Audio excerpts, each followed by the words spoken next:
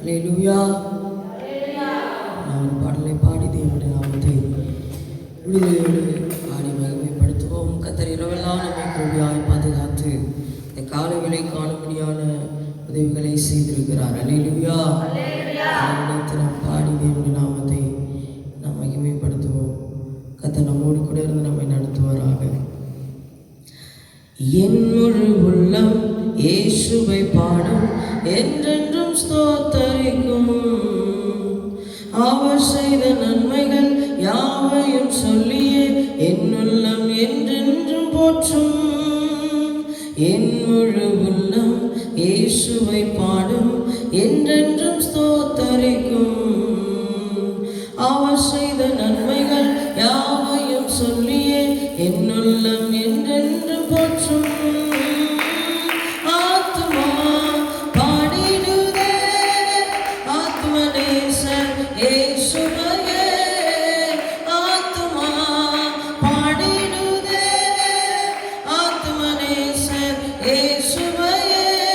துதித்திடும் என் உள்ளம் என்றும், போற்றிடும் என் உள்ளம் என்றும், துதித்திடும் என் உள்ளம் என்றும், போற்றிடும் என் உள்ளம் என்றும், துதித்திடும் என் உள்ளம் என்றும், போற்றிடும் என் உள்ளம் என்றும். சிறகுகளாலே என்னை மூடிக்கொண்டார், செட்டைகளால் அணைத்துக் கொண்டார். வேடனின் கண்ணியில் சிக்கிடாது காத்திட என்னை சுற்றி வேலி அணைத்தார். சிறகுகளாலே என்னை மூடிக்கொண்டார், செட்டைகளால் அணைத்துக் கொண்டார்.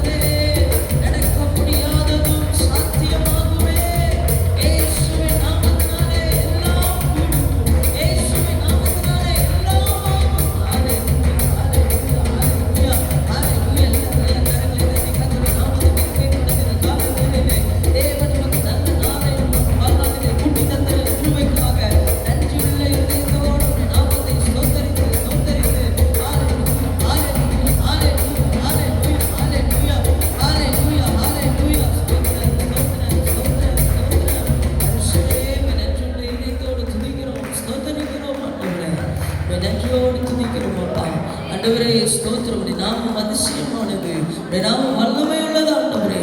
அந்த வல்லமை உள்ள நாமத்தை துதிக்கும்படியான கிருபைகளையும் ஆண்டவரே தகுதிகளையும் ஆண்டவரே துதிப்பதற்காகவே எங்களை ஏற்படுத்தி வைத்திருக்கிறதே உமக்கு நன்றி செலுத்துகிறோம், நன்றி செலுத்துகிறோம். காலைதோறும் உடைய கிருபை புதிதாக இருக்கட்டும்ப்பா. நாங்கள் மட்டுமாய் ஆராதிக்க தேவன் கொடுத்த கிருபைக்காய் ஸ்தோத்திரம். கேட்கும் ஒரு வார்த்தைகளுக்கு ஆசீர்வாதமாக்கி தாரும்.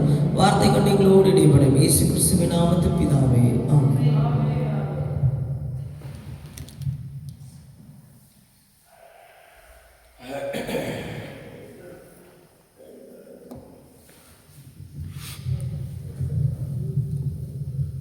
அல்லேலூயா, அல்லேலூயா. வசனம் வாசிக்கணும். வாசிக்கிறதுக்கு சரியான நபர்கள் தேவை. அண்ணாப்டான் ஓடக்கூடாது. காலையில் தேவ சமூகத்தில் அமர்ந்திருக்க பார்க்கணும். அல்லேலூயா, அல்லேலூயா, ஸ்தோத்திரம். தேவ சமூகத்திலே அமர்ந்திருந்து ஸ்தோத்திரம். கர்த்தருடைய வார்த்தையை நம்ம என்ன செய்யணும்? சரியாக கேட்குறது மாத்திரம் இல்லை, அதை நம்ம சரியாக உட்கொள்ளணும். வாசிக்கிறவங்க நல்லா வாசிக்கணும். அப்போதான் மற்றவங்களுக்கு அது புரியும். அநேகருக்கு இந்த வார்த்தைகள் புரிய மாட்டேங்குது. எனக்கே வார்த்தைகள் புரிய மாட்டேங்குது. நீங்கள் படிக்கிறது என்ன படிக்கிறீங்கன்னே தெரியல. ஸ்தோத்திரம். சரியாக காலில் விடாததுனால நமக்கு இந்த வசனத்தை முழுசாக சொல்ல முடியல. சில நேரங்களில் நீங்கள் தப்பாக வேற வாசிச்சிருக்கீங்களா? நானும் அப்படியே போயிடுறேன். ஸ்தோத்திரம். அல்லேலூயா, அல்லேலூயா, ஸ்தோத்திரம். எத்தனை ஜெபங்கள் பண்ணாலும், எத்தனை தான் நீங்கள் ஆண்டவருக்கு ஊழியம் பண்ணாலும், வசனம் வாசிக்கிறதுக்கு ஒரு பயிற்சி நமக்கு தேவை தான். வாசிக்கிறவங்களுக்கெல்லாம் எப்போதும் பெருமைன்னு ஒன்று இருக்கும். அந்த பெருமை சரபணியை போல் அவங்களுடைய லைஃப்பில் அது இருக்கும். அதனால் வாசிக்கிறவங்களுக்கு ஒரு பெருமை இருக்கிறதுனால அவங்க என்ன செய்ய மாட்டாங்க, அந்த மாதிரி முக்கியமான நேரங்களில் அப்படி செய்ய மாட்டாங்க. ஸ்தோத்திரம். அல்லேலூயா. வாசிக்க தெரியாதவங்களுக்கு நல்ல வாஞ்சி இருக்கும், ஆனால் வாசிக்கிறதுக்கு முடியாது. ஸ்தோத்திரம். வாசிக்கணும்னு என்ன இருக்கும், ஆனால் திக்கி திக்கி வாசிப்பாங்க. அந்த வசனம் வந்து சேர்றதுக்குள்ள அந்த பிரசங்கத்தையே நம்ம முடிச்சுட்டு போயிடலாம். அல்லேலூயா. சரி, இப்படி தான் நம்ம சில காரியங்களை நம்ம பார்க்குறோம். அல்லேலூயா, அல்லேலூயா, ஸ்தோத்திரம். நீங்கள் ஸ்தோத்திரம் படிங்க. ஸ்தோத்திரம். நாம் ஆதியாகமத்தின் புஸ்தகத்திலே 16ஆம் அதிகாரத்திலே நாம் படிக்கிறோம். அருமையான ஸ்தோத்திரம். ஆபிரகாம் என்ன செய்கிறார்? ஒரு ஆபிரகாமுக்கு ஆண்டவர் ஸ்தோத்திரம் ஒரு குழந்தை பாக்கியம் தருவேன்னு சொல்லியிருக்கிறாரு. ஆனால் சொன்ன பிறகும் அந்த சாராளுக்கு வந்து அவசர புத்தி இருந்ததுனால அவன் என்ன பண்ணுறா? திடீர்னு அடிமை பெண்ணாகிய ஆகாரை கொண்டு வந்து என்ன செய்கிறா? குழந்தையை அடைச்சி விட்டுறா. நீ அவளோட சேரும், அவளுக்கு குழந்தை பிறக்கும், அதை நான் மடியில் வச்சு தாளாட்டுறேன், எனக்கு சந்ததி உண்டாகும் என்று சொல்லி அவன் அப்படி பண்ணுறான். ஸ்தோத்திரம். அப்பொழுது தான் ஸ்தோத்திரம் என்ன நடக்கிறது? அவளுக்கு ஸ்தோத்திரம் ஒரு குழந்தை அது மூலமாக உருவாகிறது. நீங்கள் வாசிக்க பார்க்கலாம். 16:11 படிங்க. 16:11 படிங்க. ஆதியாகமத்தின் புஸ்தகம் 16ஆம் அதிகாரம் 11ஆம் வசனம். பின்னும் கர்த்தருடைய தூதனானவர் அவளை நோக்கி, நீ கர்ப்பவதியாய் இருக்கிறாய், ஒரு குமாரனை பெறுவாய். கர்த்தர் உன் அங்கலாய்ப்பை கேட்டபடினால் அவனுக்கு இஸ்மவேல் என்று பெயரிடுவாயாக. இப்போ அவர் தான் சொல்றாரு, கர்த்தருடைய தூதனானவர் சொல்றாரு, உனக்கு ஒரு குமாரன் கர்ப்பவதியா இருக்கிற, உனக்கு ஒரு குமாரன் பிறக்க போறா, அவனுக்கு வந்து பேர் வந்து நீ என்ன பண்ணணும்? இஸ்மவேல்னு பேர் கர்த்தர் தான் சொல்றாரு. சோதரன். அப்போ இன்னைக்கு இஸ்மவேல்னு பேர் வச்சது யாரு அப்படின்னு கேட்டிங்கன்னா கர்த்தர் தான், ஆண்டவர் தான், ஜீசஸ் தான் சொல்லலாம். ஏன்னா தூதனானவர் தான் அவரை சந்திக்கிறார். தூதனானவர் தான் அவரை வந்து வடாந்திரத்தில் சந்தித்து பேசுகிறார். அப்படி பேசும்போது அவர் என்ன சொன்னார் பாருங்க. ஸ்தோத்திரம். நீ வந்து ஸ்தோத்திரம் ஒரு குமாரனை பெற போகிற, அந்த குமாரனுக்கு ஸ்தோத்திரம் என்ன செய்ய போகிற? அல்லேலூயா, இஸ்மவேல் என்று பெயரிட போகிறேன் என்று சொல்கிறார். பெயரிடணும்னு சொன்னார். ஸ்தோத்திரம். அல்லேலூயா. ஆமாம், ஸ்தோத்திரம். எவ்வளோ அருமையாக சொன்னார் பாருங்க. ஸ்தோத்திரம். இது வந்து ஏற்கனவே இதே மாதிரி ஆண்டவர் ஸ்தோத்திரம் சிம்சோனுக்கும் சொல்லியிருப்பார். சிம்சோனுக்கும் இந்த மாதிரி சில விஷயங்கள் தரிசனத்தில் அவங்க ஃபாதர் மதருக்கு தரிசனமாகி சொல்லுவார். அந்த மாதிரி ஆண்டவர் இங்கே வந்து இஸ்மவேலுக்கு சொல்கிறார், ஆகாருக்கு சொல்கிறார். ஆகாருக்கு உனக்கு ஒரு இஸ்மவேல் பிறக்க போகிறா என்று சொல்கிறார். அதனால் அவளை நீ திரும்பி போ, அடங்கிடு என்று சொல்கிறார். அப்போ ஸ்தோத்திரம் நல்லா கவனிக்கணும். அவர் என்ன சொன்னார் அப்படின்னா, அடங்கி இருக்கிறவங்களுக்கு தான் இஸ்மவேல் பிறப்பான்னு சொன்னார். தேவ வார்த்தை நிறைவேறும், அடங்காதவங்களுக்கு தேவனுடைய வார்த்தை நிறைவேறாதுங்கிற அந்த ஒரு ரகசியத்தை, சத்தியத்தை ஆகாருக்கு அவங்க சொல்லிக் கொடுக்குறாங்க. இல்லையா? அடுத்தபடிங்க 12 அவன் துஷ்ட மனுஷனாய் இருப்பான், அவனுடைய கை எல்லோருக்கும் விரோதமாகவும் எல்லோருடைய கையும் அவனுக்கு விரோதமாகவும் இருக்கும். தன் சகோதரர் எல்லோருக்கும் எதிராக குடியிருப்பான் என்றார். அவனுக்கு சகோதரர் யாரு சொல்ல பார்க்கலாம்? இஸ்மவேலுக்கு சகோதரர் யாரு? ஈசாக். அவனுக்கு விரோதமாக குடியிருப்பானா? அப்படிதான் இன்னைய வரைக்கும் இருக்கான். சோத்திரம். அடுத்தது, அப்பொழுது அவள் என்னை காண்பவரை நானும் இடத்தில் கண்டேன் என்று சொல்லி தன்னோடு பேசின கர்த்தருக்கு நீர் என்னை காண்கிற தேவன். ஆமா, இந்த பேர் யாருக்கு? ஜீசஸ் தான், இயேசுக்கு தான் இந்த பேர். இயேசு வந்து நீங்க நினைக்கிற மாதிரி மனுஷன் அல்ல. அவர் அன்னைக்கே தேவ தூதனானவராக இறங்கி செயல்பட்டவர், பாடுபட்டவர். ஆகாரின் சமூகத்தில் வந்து நின்றது கர்த்தர் ஆகிய இயேசு கிறிஸ்து. அவரை இங்கே வந்து நின்று தான் பேசுகிறார். அவர் பேசுகிற அந்த வார்த்தையை தான் அவர் கேட்குறார். பார்த்தீங்களா? தூதனானவர் ஆகாரை சந்தித்து உடனே இப்படிலாம் பேசுகிறாரு. பேசுகிற உடனே அவன் என்ன செய்கிறான்? நீர் என்னை காண்கிற தேவன் பேரெல்லாம் வைக்கிறான். சமுத்திரம் எவ்வளோ அதிசயமாக இருக்கு பாருங்க. நம்முடைய வாழ்க்கையில் நம்ம எந்த ஒரு ஆசீர்வாதத்தையும் பெறலை. அதனால் கர்த்தர் நமக்கு ஒரு பேர், ஆண்டவருக்கு நம்ம ஒரு பேர் வைக்கலாமா அப்படின்னு பார்த்தீங்கன்னா ஒரு பேர் வச்சிருக்க மாட்டோம். இருக்கிற பேரையே நம்ம யூஸ் பண்ணுறது இல்லை. அப்புறம் நம்ம எங்கே புதிய பேர் வைக்கிறது? பார்த்தீங்களா? இருக்கிற பேரையே நம்ம யூஸ் பண்ணுறது இல்லை.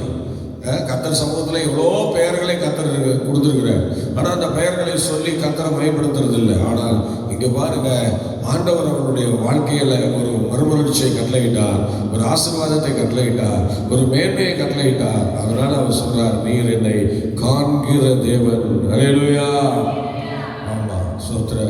ஆகார் வந்து அந்த இடத்துல ரொம்ப துன்பத்தை அனுபவிச்சவன், ரொம்ப பயங்கரமான வேதனையை அனுபவிச்சவன். ஏன்னா ஸ்தோத்திரம், எகிப்தில் ஒரு அடிமையாக இருந்தான்னு எல்லாம் சொல்கிறாங்க. ஆனால் ஆகார் வந்து எகிப்துக்கு அடிமை கிடையாது.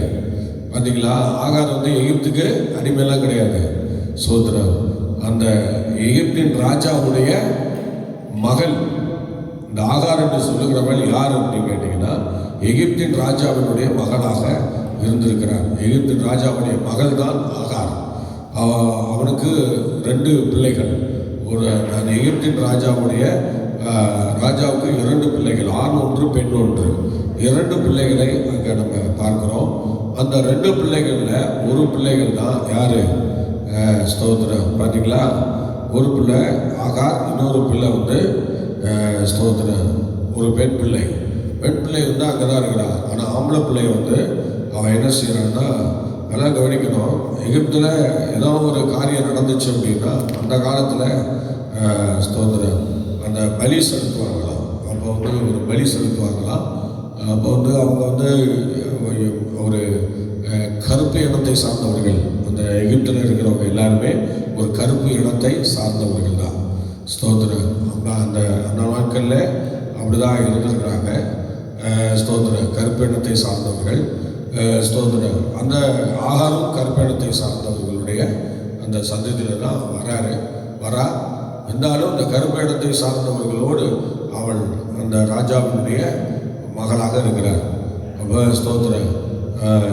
அந்த மாதிரி ஒரு சூழ்நிலையில் அவள் வளர்ந்து வரும்போது அங்கே ஒரு காலகட்டத்தில் ஸ்தோத்திரம் தேவ கோபம் அந்த தேசத்தில் வந்துவிட்டதுனால அப்போ என்ன பண்ணுவாங்கன்னா, அந்த எகிப்து தேவதைகளுடைய கோபத்தை தடிப்பதற்காக என்ன செய்வாங்களாம், அப்போ வந்து அந்த ஆகாரம் வந்து என்ன செய்வாங்க, அந்த பலி செலுத்துவாங்களாம். ஒவ்வொருத்தரும் ஒரு பலி செலுத்துவாங்களாம். ஒரு பையன், ஒரு 2 பேர் இருக்கிறாங்க. அப்போ அந்த தேவ கோபம் அந்த இந்து தேவதைகளை விட்டு போகணும் அப்படின்னா யாராவது ஒருத்தரை கொண்டு போய் அங்கே பலி செலுத்தணுமா. அது வந்து சில நாடுகளில் அந்த நாட்களே இருந்திருக்கிறது. அதே மாதிரி தான் அன்னைக்கு எகிப்தில் இருந்திருக்கு. அப்படி பலி செலுத்துகிற ஒரு ஒரு சூழ்நிலையில் தான் அவன் என்ன பண்ணாங்கன்னா, ஸ்தோத்திரம், மூத்த மகனாகிய ஆகாரை என்ன செய்கிறாங்க, பலி செலுத்துவதற்கு பதிலாக நான் என்ன பண்ணுறேன், ஆபிரகாமோட கொடுத்து அனுப்பிச்சிடுறேன் அடிமையா அப்படின்னு சொல்லி தான் பலி செலுத்தாமல் அவளை அப்படியே ஆபிரகாம கூட ஒரு உதவியாளராக அனுப்பிவிட்டதாக சொல்லப்படுகிறது. அவருடைய சரித்திரத்திலே ஸ்தோத்திரம் சில குறிப்புகள் அப்படின்னா அவ்விதமாக சொல்லப்படுகிறது. உண்மையாகவே ஆகார் என்று சொல்லுகிறது ஒரு அரசனுடைய குமாரத்தி. ஸ்தோத்திரம், தகப்பனுடைய பெயர்லாம் இருக்கிறது, அவன் சகோதர பெயர் இருக்கிறது, அந்த காலத்தில் உள்ள அந்த குறிப்புகள் தீர்க்க தரிசனங்கள் எல்லாம் எழுதப்பட்டிருக்கிறது, எல்லாம் ஸ்தோத்திரம் எழுதி வைக்கப்பட்டிருக்கிறது. ஆகார் ஒரு அடிமை பெண் கிடையாது, அவள் ஒரு அடிமை பெண் அல்ல, அவள் ஒரு அரசனுடைய குமாரத்தி. அவள் அப்படி ஒரு அந்த எகிப்தின் தேவதைகளுடைய கோபத்தை தணிக்க தான் அவளை என்ன செய்கிறார்கள், அந்த ஆகாரை ஆபிரகாம் பின்னாடி அனுப்புகிறார்கள். ஏன் அந்த எகிப்தின் தேவனுடைய கோபம் வந்துச்சு அப்படின்னா, சாராளுக்கு விரோதமாக இவன் எழும்பினதுனால அந்த கோபம் வந்ததாக சொல்லப்படுகிறது. தேவர்களுடைய கோபம் வந்துச்சுன்னா அப்படி செய்யணுமா, அதனால சாராளுக்கு விரோதமாக பார்வோன் எழும்பினதுனால அந்த கோபம் அன்னைக்கு வந்தது. அதனால தான் அந்த கோப நாட்களிலே ஸ்தோத்திரம், அந்த கோபத்தை தணிக்க, அந்த பிரச்சனை மாறுவதற்கு அவங்க என்ன பண்ணுறாங்க, அந்த சாராளுடைய அந்த பழக்க வழக்கத்தை, அந்த அவளுடைய விரோதமாய் பழகின அந்த சூழ்நிலையை மாற்றுவதற்காக, அந்த கோபாக்கினை மாற்றுவதற்காக தன்னுடைய பிள்ளையை அடிமையாக ஒப்பு கொடுக்குறாங்க. ஸ்தோத்திரம், அது எகிப்தியருடைய வழக்கம். அந்த நாட்களிலே அப்படி தான் அங்கே இருந்தது, அந்த வழக்கம் இருந்தது. ஏதாவது ஒரு தேவ கோபம் வந்துருச்சு அப்படின்னா உடனே ஒரு பிள்ளை பலி செலுத்திடணும். அந்த மாதிரி ஒரு சுச்சுவேஷன் தான் அங்கே அமைஞ்சிருக்கிறது. அது பல நாடுகளில் அந்த நேரத்தில் இருந்திருக்கு, எகிப்தில் மாத்திரம் இல்லை. சோதரர் ஆபிரகாம் புறப்பட்டு வந்த அவங்க தேசத்தில் கூட அந்த நிகழ்ச்சிகள் இருந்திருக்கிறார். அப்படி ஸ்தோத்திர பல ஊர்களில் நான் அந்த மாதிரி சூழ்நிலை இருந்திருக்கிறது. அதை எல்லாரும் கை கொண்டிருக்கிறார்கள். ஆனால் அப்படிப்பட்ட நேரத்தில் தான் ஆகாரை என்ன பண்ணுறாங்க, ஸ்தோத்திர அடிமையாக கொடுக்குறாங்க.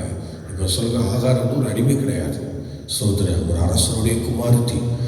எகிப்தின் தேவர்களுடைய கோபத்தை தணிக்க இன்னைக்கு அவங்க அப்படி ஒரு காணிக்கையாக அவளை கொடுத்து விட்டார்கள். அதனால் அந்த காணிக்கையாக கொடுக்கப்பட்ட அவள் இன்னைக்கு சாரால் கூட வருகிறாள். ஆனால் சாரால் கூட ஆனால் பாருங்க, அவள் ஒரு அரசன் குமாரத்தி என்கிற அந்த காரியத்தை தேவன் மறக்கவில்லை. தேவன் அவளை சரியாக நடத்துகிறார், சரியாக தான் நடத்திட்டு போகிறார். அதனால தான் அவர் சொல்கிறாரு, பாருங்க, எத்தனையோ பிள்ளைகளை பெற்றெடுத்திருக்காங்க எத்தனையோ நபர்கள்.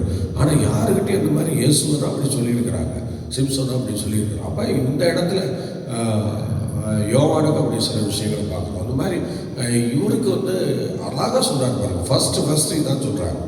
வேதத்திலே நீங்கள் பார்த்தீங்கன்னா ஆண்டவர் பேர் சொல்லி பிறந்த பிள்ளை இந்த பிள்ளை சோதரன் இஸ்மவேல் தான் பிறக்கிறான். அழகாக சொல்கிறார், இஸ்மவேல் என்று பெயரிடுவாயிற்று சோதரன்.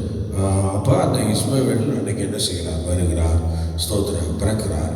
அதெல்லாம் பாருங்கள், அவளை கரெக்டாக ஆண்டவர் நடத்துகிறார், ஆகாரை சிறப்பாக நடத்துகிறார். அதனால் ஆகாரை நம்ம நினைக்கிற மாதிரி அடிமை பெண் என்று யாரும் நம்ம நினைக்க போகிறதில்லை. ஆனால் அவள் அடிமை பெண்ணாக கொடுக்கப்படுகிறாளே தவிர அவள் அடிமை பெண் இல்லை, அரசனுடைய குமாரத்தி. அல்லேலூயா. அந்த எகிப்தின் தேவதைகளுடைய கோபத்தை தணிக்க தான் அவள் இந்த அடிமையாக ஒப்பு கொடுத்து விட்டு விடுகிறார். அதனால் இப்போ பாருங்க, ஆகார் என்பதற்கு இஸ்மவேல் என்பதற்கு ஒரு பேரை கொடுக்குறாங்க. இஸ்மவேல் என்று சொன்னாலே கடவுள் கேட்டார் என்று சொல்லப்படுகிறது. பார்த்தீங்களா, கடவுள் என்னுடைய அங்கலாய்ப்பை கேட்டார் என்கிற அந்த முறையிலே அர்த்தத்திலே இஸ்மவேல் என்கிற அந்த பெயரை இட்டு என்ன செய்கிறாங்க, அந்த குழந்தையை பெற்றெடுக்கிறார். சோதரம் குழந்தையை பெற்ற பிறகும் அவளுக்கு ஆண்டவர் மறுபடியும் பாருங்க, ஆண்டவர் மறுபடியும் அந்த ஆகாரை அவர் சந்திக்கிறவராக இருக்கிறார். சோதர தனித்து ஒரு நாள் வர்றார், அப்புறம் திரும்ப கர்ப்பிணியாக வருகிறார், அப்புறம் அடுத்தது பிள்ளையோடு வருகிறார். ஆண்டவர் 3 முறை அவளை சந்திச்சு அவளை விடாமல் துரத்துறாரு பாருங்க. ஒரு காரியம் நடக்கணும்னா அவளை விடாமல் துரத்திட்டே இருக்கிறார். நம்ம ஆவிக்குரிய லைன்லையும் சோதரன் நம்மை விடாமல் ஒரு காரியம் போச்சுன்னா அடுத்த காரியத்தில் வருவார், அடுத்த காரியம் போச்சுன்னா அடுத்த காரியத்தில் வருவார். ஆனால் இப்படி போயிட்டே இருந்தோம்னா ஒரு நாள் அப்படியே விட்டுட்டு போயிடுவார். அவ்வளோதாங்க. சோத்துறேன். ஆனால் பாருங்க, ஆகாரம் விடலை. தனியாக ஓடும்போதும் வந்து சந்திக்கிறார். அடுத்தது பிள்ளை தாட்சியாக இருக்கும்போது சந்திக்கிறார். அப்புறம் அடுத்தது பாருங்க, குழந்தையோடு வந்து நிற்கிறார், அப்பயும் சந்திக்கிறார். அப்போ ஆகாருக்கு நிறைய பிரச்சனைகள் இருக்கிறது, கொடுமைகள் இருக்கிறது, நிறைய போராட்டங்கள் இருந்துச்சு. ஆனால் ஆகார் வந்து அவர் ஒரு இளவரசி. ஆனால் இளவரசியாக இருந்தும் ஒரு அடிமையாக தகப்பன் கொடுத்து விட்டார். அதனால் வந்து இன்னைக்கு எகிப்தின் மரபின்படி அடிமையாக வந்து வாழ்ந்து கொண்டிருக்கிறார். அப்படி இருக்கிறவளுக்கு நான் இந்த இஸ்மவேல் பிறக்கிறார். அதுக்கு அவள் சொல்லுகிறார், கடவுள் கேட்டார், ஸ்தோத்திரம், ஆண்டவர் என்னை கேட்டறினார் என்று சொல்லி அவனுக்கு இஸ்மவேல் என்று பெயர் வைக்கிறார். பெயர் வைத்து ஸ்தோத்திரம், அன்னைக்கு அவன் பெற்றெடுக்கப்படுகிறான். அல்லேலூயா, அல்லேலூயா. நீங்கள் ஸ்தோத்திரம் 17-18 படிக்க பார்க்கலாம். 17ஆம் அதிகாரம் 18 வசனம் படிக்கும். இஸ்மவேல் உமக்கு முன்பாக பிழைப்பானாக, இஸ்மவேல் உமக்கு முன்பாக பிழைப்பானாக என்று ஆபிரகாம் தேவனிடத்தில் விண்ணப்பம் பண்ணினார். பார்த்தீங்களா, ஆபிரகாமே தேவனிடத்தில் விண்ணப்பம் பண்ணுறான். எப்படி பண்ணுறாரு? தேவனுக்கு முன்பாக, அவங்க ஃபேமிலிக்கு முன்பாக இல்லை, தேவனுக்கு முன்பாக பிழைப்பானாக. பார்த்தீங்களா, ஆண்டவரே என்ன சொல்கிறாரு, இஸ்மவேல் என்று பெயர் வையே என்று சொல்கிறாரு. அவன் என்ன பண்ணுறா, தேவன் கேட்டார்னு சொல்கிறா. இப்போ இவர் ஆபிரகாம் என்ன சொல்கிறாரு பாருங்க, அவர் என்ன சொல்கிறாரு, ஸ்தோத்திரம், அவர் சொல்கிற காரியத்தை பார்த்தா ரொம்ப ஆச்சரியமாக இருக்குது பாருங்க. இஸ்மவேல் தேவனுக்கு முன்பாக பிழைப்பானாக. ஆமாம், உமக்கு முன்பாக பிழைப்பானாக. பார்த்தீங்களா, கர்த்தருக்கு முன்பாகவே இருப்பானாக. இப்பயும் அப்படி தான் இருக்கிறான், கர்த்தருக்கு முன்பாக தான் இருக்கிறான். இருந்தாலும் அவன் நடத்துவது சில நேரங்களில் நமக்கு நிறைய பிரச்சனைக்குரியதாக இருக்கிறது. ஸ்தோத்திரம், அல்லேலூயா. படிங்க. அப்பொழுது தேவன், உன் மனைவியாகிய சாராள் நிச்சயமாய் உனக்கு ஒரு குமாரனை பெறுவாள், அவனுக்கு ஈசாக்கு என்று பெயரிடுவாயாக. நீங்க அதுக்கப்புறம் ஈசாக்கு வர்றாரு. நீங்க அதுல சோத்திரம் 16 படிங்க. 16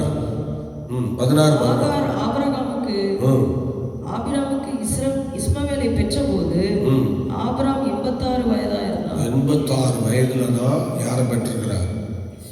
இஸ்மவேலை பெற்றிருக்கிறார். சோத்திரம், 86 வயதுல இஸ்மவேலை உருவாக்கியிருக்கிறார். அல்லேலூயா, ஸ்தோத்திரம். பார்த்தீங்களா, 86 வயதுல. ஸ்தோத்திரம். அதனால 86 வயதுல அவர் வந்து ஸ்தோத்திரம். ஆமாம், அவளுக்கு வெறும் 20-22 வயசு தான், ரொம்ப சின்ன வயசு. ஆனால் இவருக்கு எவ்வளோ வயசு பாருங்க, எத்தனையோ மடங்கு, 4 மடங்கு வயசு இருக்கு. ஆனால் அவளுக்கு 1 மடங்குன்னா அவளுக்கு 4 மடங்கு வயசு கூட.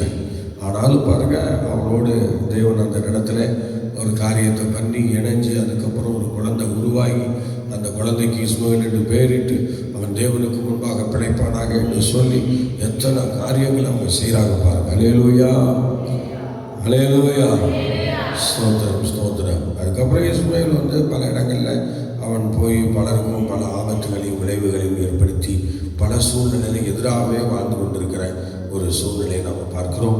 1 நாளாகமத்தின் புஸ்தகத்திலே 8ஆம் அதிகாரம் 33 வசனம் படிங்க. 33 வசனம் படிங்க.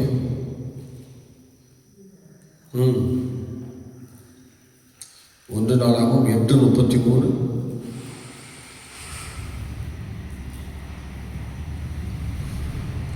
நேர் கீசை பெற்றான், கீஸ் சவுலை பெற்றான், சவுல் யோனத்தானையும் மல்கிஷூவாவையும் அபினதாவையும் எஸ்பாலையும் பெற்றான். அல்லேலூயா, அல்லேலூயா, ஸ்தோத்திரம். அடுத்து 9:39 படிங்க. அந்த இஸ்மவேல் படிங்க. 9. நேர் கீசை பெற்றான், கீஸ் சவுலை பெற்றான், சவுல் யோனத்தானையும் மல்கிஷூவாவையும் அபினதாவையும் எஸ்பாலையும் பெற்றான். ஆமாம், அது வந்து எஸ்பால் என்று சொல்லப்பட்டிருக்கிறது. எஸ்பால் என்று சொல்லப்பட்டிருக்கிறது. எஸ்பால் என்று சொல்லப்பட்ட அந்த ஸ்தோத்திர அந்த இடத்துல இருந்து, அந்த கோத்திரத்தில் இருந்து தான் அவன் சந்ததி அழகாக பெருகி கொண்டிருக்கிறது. எஸ்பால் அவனுடைய சந்ததி தான் அந்த சந்ததி. அப்படி வரிசையாக அவர்கள் பெருகி கொண்டு வருகிறார்கள். அடுத்தது நீங்கள் 3:8 படிக்க பார்க்கலாம். ஸ்தோத்திரம். ஆதியாகமம் 3:8 படிங்க. 1 நாளாகமம் 3:8. எலிசாமா, எலியாதா, எலிபலேத் என்னும் 9 பேருமே.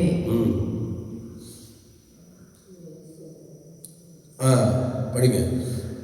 மறுமனையாட்டிகளின் குமாரரையும் இவர்கள் சகோதரியாகிய தாமாரையும் தவிர இவர்கள் எல்லாரும் தாவீதின் குமாரர். அந்த வசனத்தை நீங்க போயிட்டோம். அடுத்து நீங்க 20வது வசனம் படிங்க. 25 படிங்க. ஆதியாகமம் 25 17ஆம் அதிகாரம் 25 வசனம். அவனுடைய குமாரன் இஸ்மவேலுடைய நுனித்தோலின் மாம்சம் விருத்த சேதனம் பண்ணப்படும் போது அவன் 13 வயதாயிருந்தான். அல்லேலூயா, அல்லேலூயா. அவன் 13 வயதாயிருந்து அவன் அந்த இடத்திலே அந்த கடமைகளை நிறைவேற்றுகிறான். அந்த ஒவ்வொருவரும் இப்போ யூதர்கள் எப்படி அதெல்லாம் நிறைவேற்றுகிறாங்களோ இந்த விருத்த சேதனம், அதே மாதிரி அவங்களும் ஆபிரகாம், அடுத்து இஸ்மவேல், ஈசாக்கு, எலியேசர், வரிசையாக அவங்க ஃபேமிலியில் எல்லாருமே அதை பண்ணுறாங்க. விருத்த சேதனம் என்று சொல்லுகிறது அவங்களுக்கு வரிசையாக வரும். எல்லாரும் அவங்க அந்த நாட்களில் அதை தான் பண்ணிக்கிட்டு இருந்தாங்க. அதை கரெக்டாக பண்ணுறாங்க எல்லாம். அந்த ஆண்டவர் எப்படி இஸ்மவேல் அப்படியே நடத்துகிறாரோ அது மாதிரி தான் ஈசாக்கி நடத்துகிறார். ஈசாக்கும் அந்த மாதிரியில் தான் வராரு. ஏன்னா முன்ன பிறந்தவன் இஸ்மவேல், பின்னாடி பிறக்கிறவன் ஈசாக். ஆக 2 பேரும் அதே லைனில் தான் வராங்க. ஒரே உபதேசத்தில், ஒரே கட்டுப்பாட்டில், ஒரே நடைமுறையில் தான் வராங்க. ஸ்தோத்திரம். அது வரைக்கும் அவங்க ஒன்றா தான் வராங்க. யாக்கோபு, ஆபிரகாம், ஈசாக், யாக்கோபு இருக்கிற காலங்களில் எல்லாம் அப்படியே அடிச்சு ஒன்றா தான் பின்பற்றி வராங்க. எதுவும் மாற்றமே கிடையாது. எல்லாம் அவங்க எல்லாமே ஒன்றா தான் வராங்க. அப்படி வருகிறார்கள். நீங்கள் அடுத்தது நீங்கள் 25ஆம் அதிகாரம் 9வது வசனம் படிக்கல. 25ஆம் அதிகாரம் 9வது வசனம். அவன் குமாரராகிய ஈசாக்கும் இஸ்மவேலும் மம்ரேக்கு எதிரே ஏத்தியனான சோகாரின் குமாரனாகிய எப்பெரோனின் நிலத்திலுள்ள மக்பேலா எனப்பட்ட குகையிலே அவனை அடக்கம் பண்ணினார்கள். அவர்கள் மறித்து அங்கே அந்த நாட்களிலே அங்கே எப்படியெல்லாம் அடக்கம் பண்ணப்படுகிறார்கள்ங்கிற அந்த விஷயத்தை அங்கே நம்ம பார்க்கிறோம். அடுத்தது சொல்கிற ஆபிரகாம், இந்த 25:12 படிங்க. சாராளுடைய அடிமை பெண்ணாகிய எகிப்து தேசத்தாலான ஆகார் ஆபிரகாமுக்கு பெற்ற குமாரனாகிய இஸ்மவேலின் வம்ச வரலாறு. பற்பல சந்ததிகளாய் பிரிந்த இஸ்மவேலின் புத்திரருடைய நாமங்கள் ஆவன. வரிசையா பார்த்தா அவங்களுடைய சந்ததிகள் வருகிறது. அல்லேலூயா, சத்தமாக சொல்லுங்க. இப்போ அந்த சந்ததிகள் பிரியுது. அந்த சந்ததிகள் பிரிந்து அவங்க வேற சூழ்நிலையில் அவர்கள் இடம்பெயர்ந்து போகிறார்கள். அவங்களுடைய சந்ததி வேற வேற அப்படியே வருகிறது. இஸ்மவேலின் வம்சம் 16ஆம் வசனம் படிங்க. கிராமங்களிலும் அரண்களிலும் குடியிருந்த தங்கள் ஜனத்தாருக்கு 12 பிரபுக்களாகிய இஸ்மவேலின் குமாரர்கள் இவர்களே. இவர்களுடைய நாமங்களும் இவைகளே. 12 பிரபுக்களை அந்த இடத்துல இஸ்மவேல் உருவாக்குறார். அவங்க அதிலிருந்து அவங்களுடைய சந்ததிகள் இப்படி பெறுகிறது. ஆனால் இப்போ இதில் ஏசா ஒரு காரியத்தை பண்ணுறாரு. என்ன பண்ணுறாரு பாருங்க, வாசிக்க பார்க்கலாம். ஸ்தோத்திரம். 28:9 படிக்கல.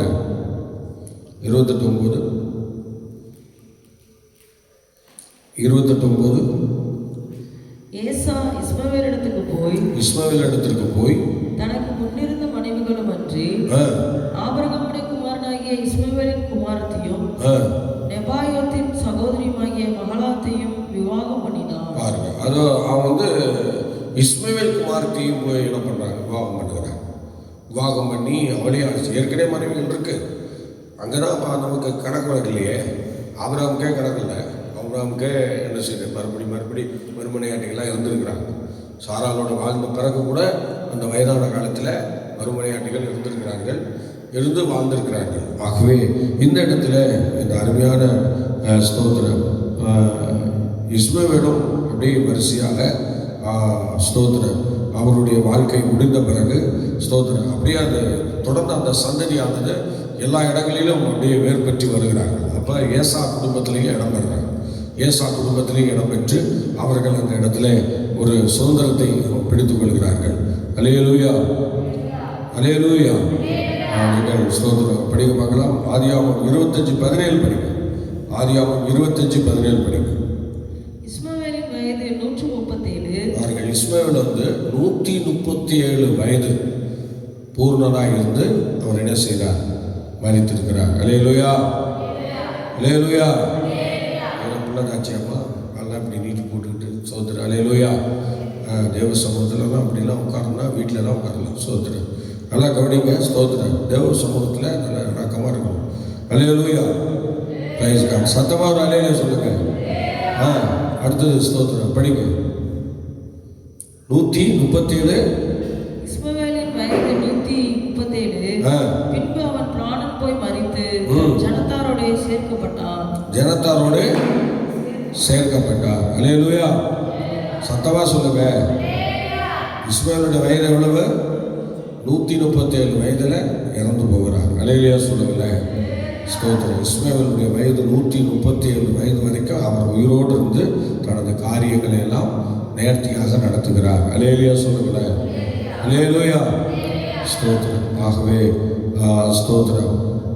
இப்படி தேவ சமூகத்தில் இவர்களெல்லாம் வளர்ந்து ஆளாகி இப்படி வரும் பொழுது கடைசியாக அந்த இஸ்மவேல் பிற்பாடு உள்ள சந்ததிகள் பல நேரங்களில் ஆண்டவருடைய பிள்ளைகளுக்கு விரோதமாக அவர்கள் சேர்க்கப்பட்டு அப்படி பயங்கரமாக அவங்க ஒரு விரோதத்தன்மையிலே அப்படியே வளர்கிறார்கள். வளர்ந்து வரும்போது நிறைய ப்ராப்ளம்ஸ் வருகிறது, நிறைய போராட்டங்கள் அவரால் வருகிறது. ஸ்தோத்திரம். நீங்கள் ஸ்தோத்திரம் அவருடைய பின் சந்ததிகளை நாம் படிக்கும்போது ரொம்ப ஆச்சரியமாக இருக்கும். ஸ்தோத்திரம். பாருங்கள், ஒரு வசனம் படிங்க. எரேமியா 41:15 படிங்க. நிறைய வசனங்கள் இருக்குது, ஆனால் நம்ம சில வசனங்களை வாசிப்போம். எரேமியா ஸ்தோத்திரம் 41:5-6 வசனங்களை படிங்க. தாடியை சிரைத்து வஸ்திரங்களை கிழித்து தங்களை கீறிக் கொண்டிருந்த 80 பேர் சீகேமிலும் சீலோவிலும் சமாரியாவிலும் இருந்து தங்கள் கைகளில் காணிக்கைகளையும் தூப வர்க்கங்களையும் கர்த்தருடைய ஆலயத்துக்கு கொண்டு போகும்படி வந்தார்கள். இவங்களாம் அவங்களுடைய சந்ததியை சார்ந்தவர்கள். நீங்கள் எரேமியா 41:15 படிங்க. 41:15.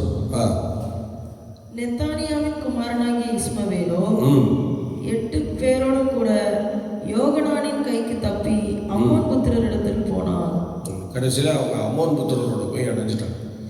ஏற்கனவே அம்மோன் புத்திரர் நமக்கு ஆப்போசிட், இஸ்ரேலருக்கு ஆப்போசிட், யூதர்களுக்கு ஆப்போசிட். அதே மாதிரி அவங்கள்ட்ட போய் இணைஞ்சிக்கிட்டாங்க. இணைஞ்சி அதுக்கப்புறம் பார்த்தீங்கன்னா அவங்க செய்தது எல்லாமே தேவனுக்கு விரோதமான சூழ்நிலையெல்லாம் அவங்க அதிலிருந்து வாழ்ந்துருக்கிறாங்க. இஸ்ரேல் இருக்கிற வரைக்கும் தான் அதெல்லாம் நடந்தது. ஆனால் இன்னைக்கு அவங்களுக்கு ஒரு நல்ல தேசத்தை ஆண்டவர் அன்னைக்கு கொடுத்தார். இன்னைக்கு பொன் விளைகிற ஆவிலா அந்த தேசங்கள் அவங்க கையில் தான் இருக்குது. அவங்க கையில் தான் இருக்குது. இன்னைக்கு பொன் அவங்க இடத்துல தான் விளையுது. அதனால் அவங்க தான் அந்த பொண்ணை என்ன பண்ணுறாங்க, எல்லாருக்கும் சேல்ஸ் பண்ணுறாங்க. அவங்களுக்கு அந்த மாதிரி ஒரு சூழ்நிலையை தேவன் கொடுத்துருக்கிறாங்க. அல்லேலூயா சொல்லுவோமா? சத்தமாக சொல்லுங்க. அல்லேலூயா, ஸ்தோத்திரம். அதனால் ஆவியானவர் ஸ்தோத்திரம் வேதத்திலே நமக்கு நிறைய காரியங்களை தெளிவுண்டாக்க எழுதி வைத்திருக்கிறார். இப்படி அவர்களை அன்னைக்கு அதில் ஒரு ஏன் ஆண்டவர் அவ்வளோ செழிப்பான ஈசாக்கெல்லாம் பூமி நிறைவு உலகம் உள்ள குடிகளை கர்த்தருடையன்னு சொல்லும்போது ஈசாக்குக்கு கொடுக்காம வாக்குத்தத்தத்தின் பிள்ளைகளுக்கு கொடுக்காம ஒரு அடிமையின் பெண்ணுக்கு கொடுத்துருக்கிறார் என்றெல்லாம் நம்ம பார்க்கும்போது அது என்னென்னா ஆபிரகாம் செய்த ஒரு சின்ன தவறு என்னன்னா அவர் ஸ்தோத்திரம் இது சாராய் சொல்லினா ஏற்றுக்கிட்டார். ஸ்தோத்திரம். ஆனால் இந்த சாராலும் ஆபிரகாமும் சேர்ந்து அவளுக்கு என்ன பண்ணிடணும், அவளுக்கு நிலங்களை அல்லது பங்கிட்டு கொடுக்கணும். ஆனால் கேத்தூரால் என்று சொல்கிற அவளுக்கு சொத்தெல்லாம் பங்கு பிரித்து கொடுத்தாங்க. பங்கு பிரித்து கொடுத்து நீ எடுத்துகிட்டு போ அப்படின்லாம் சொல்லி அவங்கள அனுப்பி விட்டாங்க. சோதரன் அப்படி செஞ்சவங்க. ஆனால் ஆகார் வெளியில் போகும்போது என்ன செய்யலை, அந்த அளவுக்கு எதுவுமே கொடுக்கல, எந்த ஒரு ரெஸ்பான்ஸும் கொடுக்கல, எந்த ஒரு வெகுமதியும் கொடுக்கல. சரி இவ்வளோ நாள் நம்ம கூட இருந்தாலே, ஒரு பிள்ளையை பெற்றாலே அவளுக்கு ஏதாவது நம்ம செய்யணும் அப்படின்னு ஒன்றுமே செய்யணும். அப்படியே வெறுமையாக அனுப்பிவிட்டார். சோதரன் ஆபிரகாம் வெறுமையாக அனுப்பிவிட்டார். வனாந்தரத்தில் அவர் சாகர கண்டிஷனுக்கு போயிட்டார். அந்த நேரத்தில் தேவன் அவனை சந்திக்கிறார். அவன் தான் சொல்லிட்டார், ஆபிரகாமே சொல்லிட்டாரு, இவன் தேவனுக்கு முன்பாக பிழைப்பானாக என்று சொல்லிட்டார். அதனால் இப்போ அவர் என்ன பண்ணிட்டாருன்னா, ஸ்தோத்திரம் ஆண்டவர் செய்கிற காரியத்தை பாருங்கள். எகிப்துக்கும் இஸ்ரேலருக்கும் இடையில ஸ்தோத்திரம் இப்படிப்பட்ட நல்ல செழிப்பான ஒரு தேசத்தை தேவன் அவங்க குடியிருக்கிறதுக்கு கொடுத்தார்.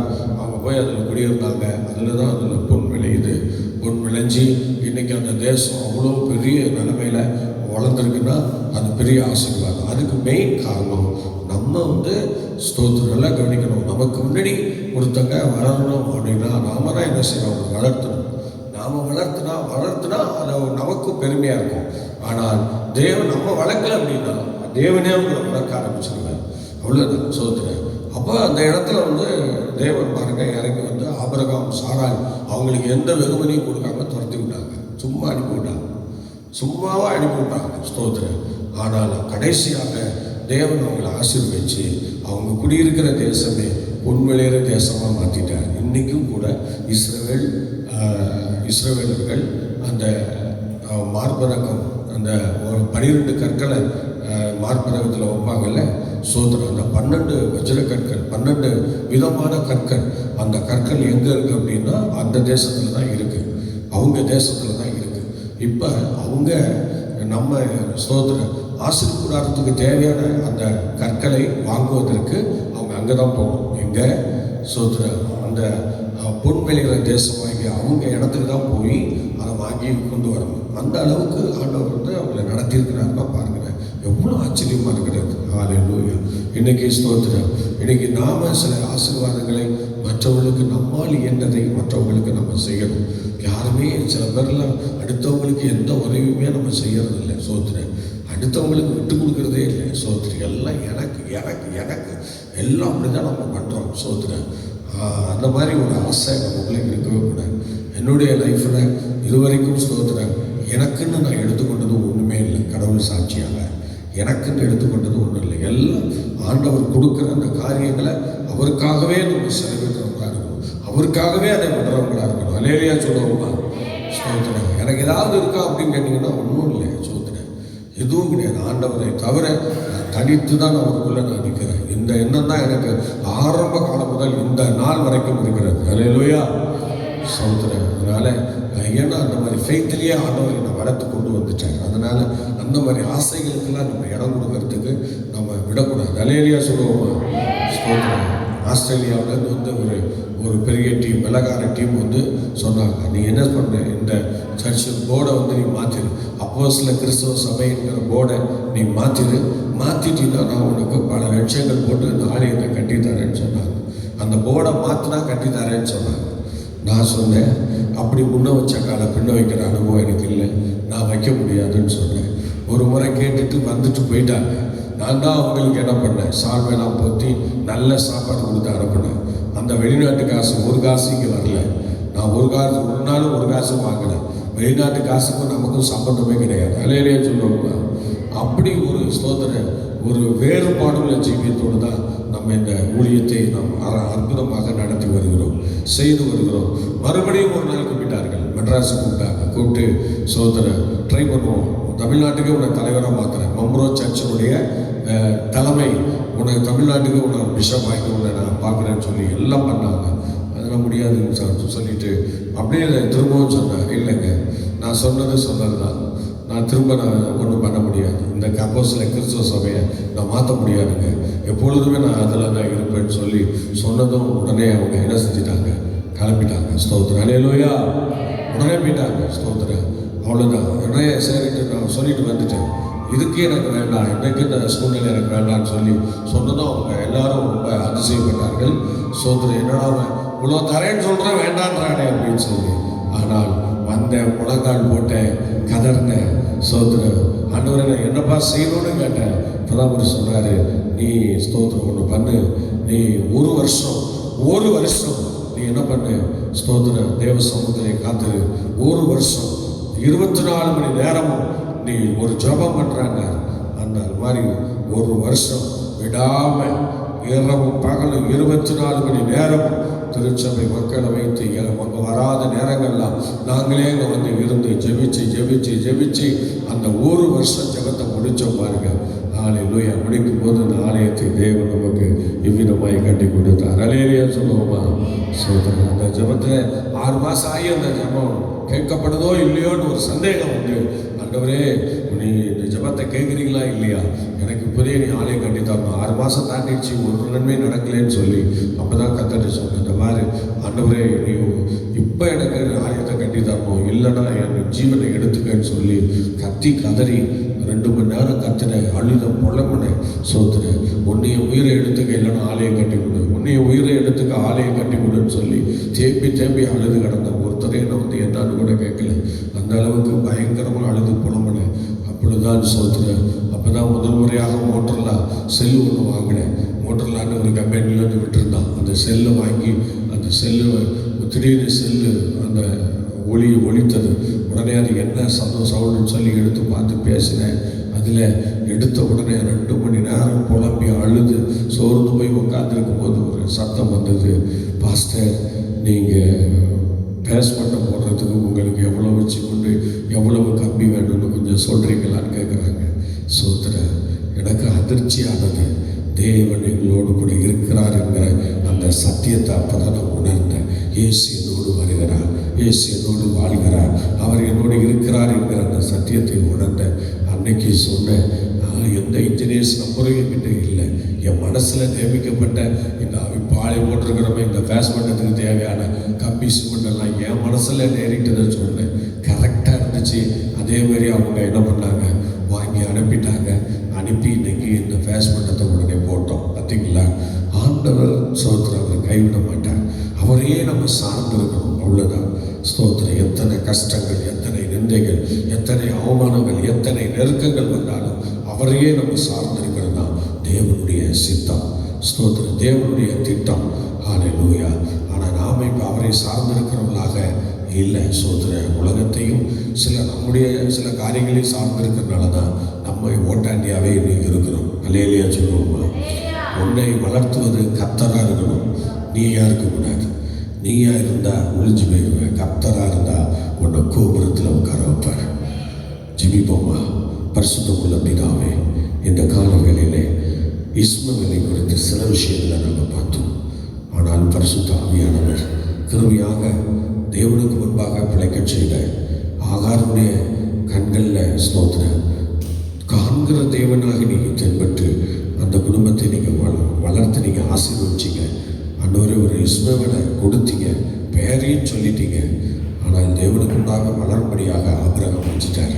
தொடர்ந்து அந்த குடும்பத்தை ஆசீர்வதிச்சிங்க. நீங்கள் நல்ல தேசத்தை கொடுத்தீங்க, செழிப்பாக மாற்றினீங்க. ஆனால் இப்பொழுதும் அவர்கள் எல்லாரோடும் ஒத்து போகாத இருக்கிற நிலைமையை நம்ம பார்க்குறோம். இயேசுவின் நாமத்தினாலே எல்லாரும் ஜனங்களோடும் ஒத்து போகிற கூட்டமாக அந்த கூட்டத்தாரை இப்பொழுது நீ ஆசீர்வதிக்கும்படி வேண்டுகிறோம்.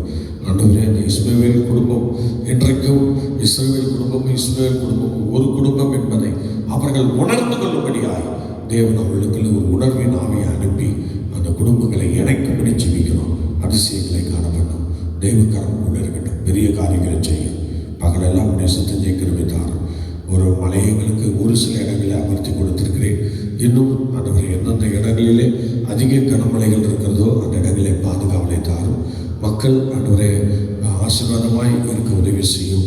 தண்ணி புகுந்து வெள்ளம் வரக்கூடிய நிலையில் இருக்கிற எல்லா இடங்களிலும் உங்கள் கரம் இறங்கி வந்து உதவி செய்யும்படி வேண்டுகிறோம்.